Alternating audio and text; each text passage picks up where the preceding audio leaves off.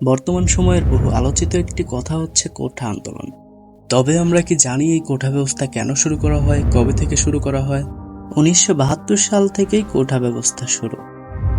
এতে এসব প্রতিষ্ঠানের প্রথম শ্রেণীর চাকরিতে নিয়োগের ক্ষেত্রে 20% মেধা এবং বাকি 80% জেলা কোঠা রাখা হয়।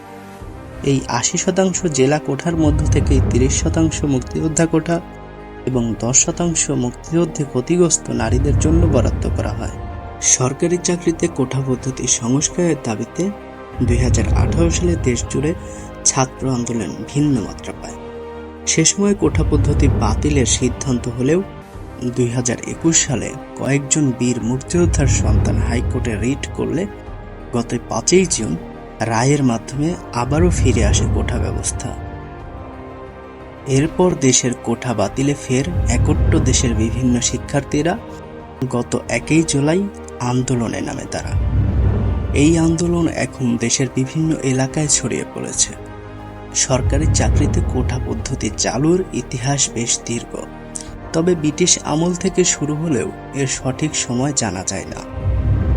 ব্রিটিশ আমল থেকেই ভারতীয়রা বেশি মেধাবী হওয়ার সত্ত্বেও ইংরেজরা বেশি চাকরি পেত।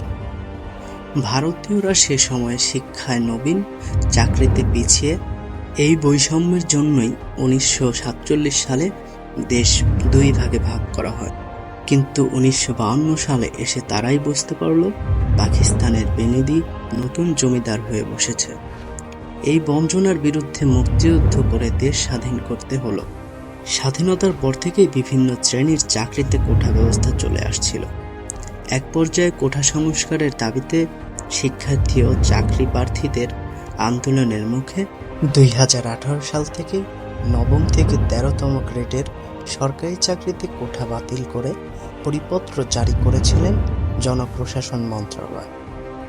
তবে সরকারি তথ্য বলছে স্বাধীনতার পর 1972 সাল থেকে 1976 সাল পর্যন্ত 20% পদে মেধাভিত্তিতে নিয়োগ করা হতো, বাকি 80% পদে কোটায় নিয়োগ করা হতো। তবে 1976 সালে মেধাভিত্তিতে নিয়োগ 40% বাড়ানো হয়। 1985 সালে প্রথম ও দ্বিতীয় শ্রেণীর পদে 45% মেধাভিত্তির নিয়োগের নিয়ম চালু হয়। বাকি 55% অগ্রাধিকার কোঠায় দেওয়া হয়।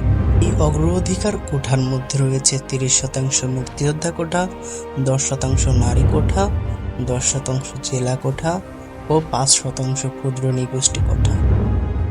পরবর্তীতে 1% প্রতিবন্ধী কোঠা প্রার্থী দিয়ে ফর্ম পূরণের নিয়ম চালু হয়। মোট কোঠা দাঁড়ায় 56%। শুরু থেকেই মুক্তিযোদ্ধা কোঠা ছিল, পরে এ কোঠা মুক্তিযোদ্ধাদের সন্তান ও তার নাতি নাতনিদের যুক্ত করা হয়। 2018 সালে কোঠা সংস্কার করে 10% করার দাবিতে আন্দোলনে নামে বাংলাদেশের সাধারণ অধিকার সংসদ পরিষদ। আন্দোলনের এক পর্যায়ে সরকার ওই বছর 9ম থেকে 13তম গ্রেডের সরকারি চাকরিতে কোঠা বাতিল করে।